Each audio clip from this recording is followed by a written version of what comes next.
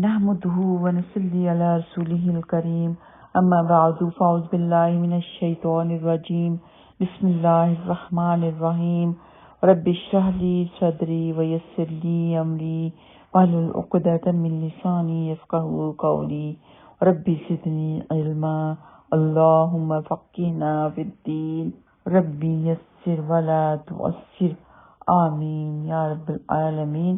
السلام علیکم ورحمۃ اللہ وبرکاتہ۔ اس سے پہلے ہم نے امر و نہی کے آداب کے بارے میں جانا اور امر و نہی کے کام نہ کرنے کے نقصانات کیا ہیں، ان کے بارے میں بات ہوئی۔ آج انشاءاللہ تعالی بات ہوگی کہ برائی سے روکنے کے درجات کیا ہیں۔ مراتب النہی عن المنکر، برائی سے روکنے کے درجات۔ برائی کو روکنے کے 3 درجے ہیں۔ نمبر 1 ہے کہ ہاتھ سے روکنا، اگر ہاتھ سے ممکن نہ ہو تو نمبر 2 ہے زبان سے روکنا، اگر زبان سے روکنا ممکن نہ ہو تو نمبر 3 ہے دل سے روکنا، یعنی کسی طرح بھی روکنا ممکن نہ ہو تو دل سے برا جانے، ان کو سپورٹ نہ کیا جائے، ان کی حوصلہ افزائی نہ کی جائے۔ استطاعت رکھنے والے اہل ایمان پر برائی کو طاقت سے روکنا واجب ہے۔ حضرت عبداللہ بن عمر رضی اللہ تعالیٰ عنہما کہتے ہیں کہ فتح مکہ کے روز نبی اکرم صلی اللہ علیہ وسلم جب مکہ میں داخل ہوئے تو بیت اللہ شریف کے گرد 360 بت رکھے ہوئے تھے۔ رسول اللہ صلی اللہ علیہ وسلم اپنے ہاتھ میں پکڑی ہوئی چھری سے ایک ایک بت کو ٹھوکر مارتے اور فرماتے، حق آ گیا اور باطل چلا گیا، اور باطل سے نہ کچھ پہلے ہوا اور نہ آئندہ ہوگا۔ اسے بخاری نے روایت کیا ہے۔ اور ابو داؤد کی روایت ہے کہ حضرت جابر بن عبداللہ رضی اللہ تعالیٰ عنہما کہتے ہیں کہ نبی اکرم صلی اللہ علیہ وسلم نے ایک یہودی مرد اور ایک یہودی عورت کو گناہ کے جرم میں سنگسار کروایا، تو نبی پاک صلی اللہ علیہ وسلم نے تو امر و نہی کا کام کیا ہی، وہ تو نبی تھے، ان کے بعد صحابہ کرام نے کیا۔ جن جن کو اقتدار ملتا گیا وہ یہ احکام پر عمل کرتے گئے، لیکن اس طرح کا جو حکم ہے آج کل کے دور میں صرف اور صرف حکومت کو حاصل ہے۔ کوئی عام انسان اس طرح کی حد نہیں لگا سکتا اور نہ ہی کسی کو سنسار کر سکتا ہے۔ اور یہ بھی ہے کہ اگر ایسا انسان مرد ہو یا عورت خود اپنے گناہ کا اقرار کر لے، یا پھر 4 گواہ ایسے ہوں کہ خود انہوں نے اپنی آنکھوں سے دیکھا ہو، تو تبھی ان کے اوپر یہ حد قائم کی جا سکتی ہے، اور جب کہ ان کو دنیا ہی میں اپنے گناہ کی سزا مل جائے گی تو آخرت میں ان کے لیے یہ سزا نہیں ہوگی، بلکہ وہ شہادت کا رتبہ پائیں گے، کیونکہ انہوں نے اپنے گناہ کا اقرار کیا اور دنیا ہی میں سزا پانے کو قبول کیا۔ امر و نہی کے کام کے اوپر مسلم کی حدیث ہے کہ حضرت انس بن مالک رضی اللہ تعالیٰ عنہما کہتے ہیں کہ میں عبیدہ بن جراح رضی اللہ تعالیٰ عنہما، ابو طلحہ رضی اللہ تعالیٰ عنہما اور ابی بن قعب رضی اللہ تعالیٰ عنہما کو کچی پکی کھجور کی شراب پلا رہا تھا۔ اتنے میں ایک منادی آیا اور آواز دی، شراب حرام کر دی گئی۔ ابو طلحہ رضی اللہ تعالیٰ عنہ کہنے لگے کہ اے انس رضی اللہ تعالیٰ عنہ، اٹھ اور یہ شراب کا مٹکا توڑ دے۔ میں اٹھا اور پتھر کا ہتھوڑا اٹھایا اور مٹکے کے پیندے پر دے مارا، حتیٰ کہ وہ ٹکڑے ٹکڑے ہو گیا۔ اور صحابہ کرام رضی اللہ تعالیٰ عنہم میں یہ جذبہ تھا کہ حکم سنتے ہی انہوں نے مٹکے توڑ مارے۔ منادی کرنے والے پر اتنا یقین تھا کہ وہ سچ بول رہا ہے۔ اسی وقت انہوں نے اللہ سبحانہ تعالیٰ کے حق کو قبول کیا اور شراب کے مٹکے سب کے سب توڑ ڈالے۔ گلیوں میں شراب بہنے لگی، مٹکے ٹوٹ گئے، کچھ بھی پرواہ نہیں کی۔ اسی وقت سمینا و اطاعنا کا کام کیا۔ استطاعت نہ ہونے کے باوجود اگر کوئی شخص اپنی جان ہتھیلی پر رکھ کر برائی کو ہاتھ سے روکتا ہے، اس کا اجر کثیر اللہ سبحانہ تعالیٰ کے ذمہ ہے، لیکن حکمت ہونی چاہیے۔ بغیر سوچے سمجھے اپنی جان کو ہتھیلی پر نہیں رکھنا چاہیے۔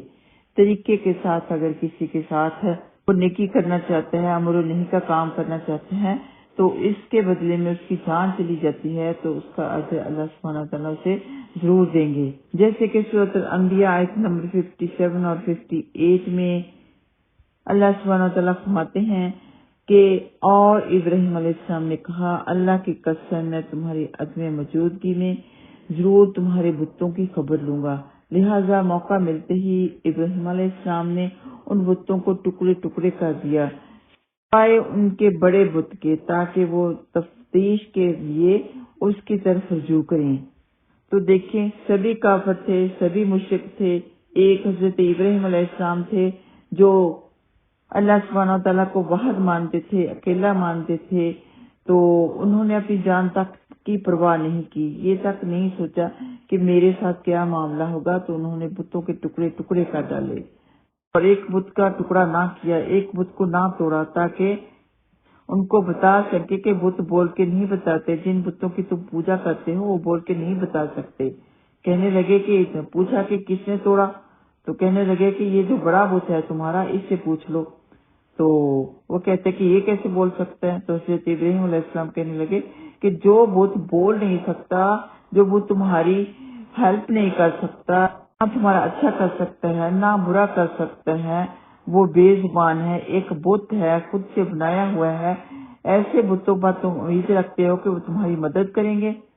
تو حالانکہ سزا بھی حضرت ابراہیم علیہ السلام کو انہوں نے بہت بڑی سنائی، ان کے لیے آگ تیار کی گئی جو اللہ سبحانہ و تعالیٰ کے حکم سے ٹھنڈی ہو گئی تھی۔ تو ابو داؤد کی روایت ہے کہ حضرت عبداللہ بن عباس رضی اللہ تعالیٰ عنہما سے روایت ہے کہ ایک نابینا صحابی کی لونڈی تھی جو نبی اکرم صلی اللہ علیہ وسلم کو گالیاں بکتی اور آپ صلی اللہ علیہ وسلم کی توہین کرتی۔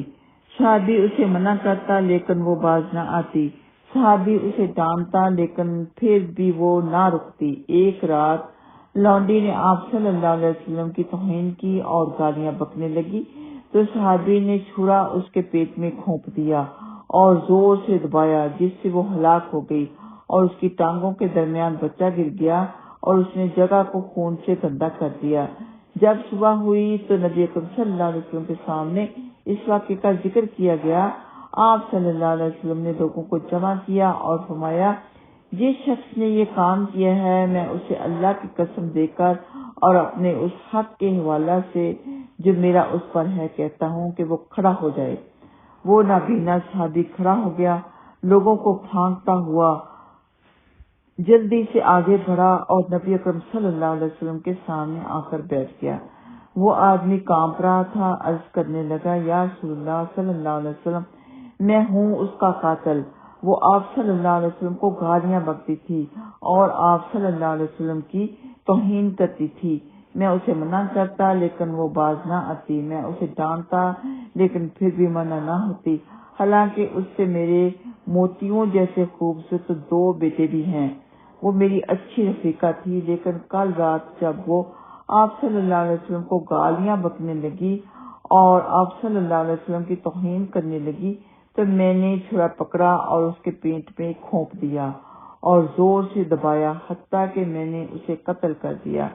رسول اللہ صلی اللہ علیہ وسلم نے فرمایا لوگوں سنو، گواہ رہنا، اس لونڈی کا خون رائے گاہ ہے، یعنی اس کا قصاص نہیں لیا جائے گا۔ تو کیوں رائے گاہ ہے، کیوں قصاص نہیں لیا جائے گا؟ کیونکہ وہ کافر تھی اور اس دور میں صحابہ کو حق تھا، لیکن آج کل کے دور میں کسی کو حق نہیں، صرف اور صرف حکومت کو ہی حق ہے، یا پھر جنگ کے دوران کوئی کسی کو قتل کرتا ہے تو وہ بھی حق ہے ان کو، کیونکہ فوجی ہیں، وہ آرمی ہے، وہ بھی ایسا کام کر سکتے ہیں، لیکن عام انسان کو کسی کا قتل آج کل کے دور میں جائز نہیں ہے۔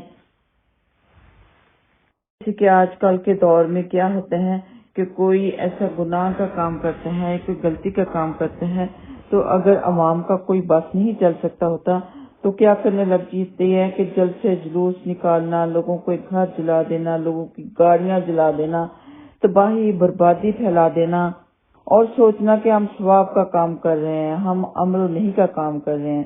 تو یہ امر و نہی کا کام نہیں ہے، بے قصوروں کے گھر جلانا، گاڑیاں جلانا، تباہی پھیلانا، زمین میں فساد کرنا اور سوچنا کہ امر و نہی کا کام ہے، نیکی کا حکم دے رہے ہیں، برائی سے منع کر رہے ہیں، یہ برائی سے منع کرنا نہیں ہے۔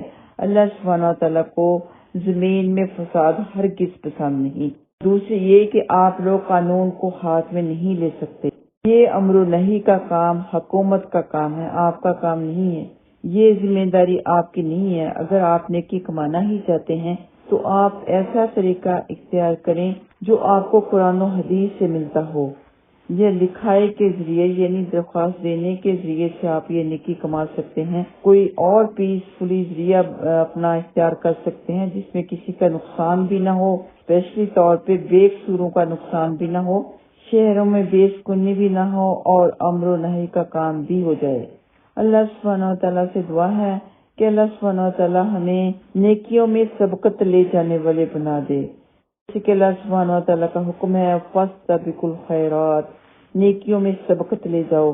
سبقت طریقے سے لے جانی ہے ہم نے، اصول کے خلاف چلنا نیکیوں میں سبقت لے جانا نہیں ہے۔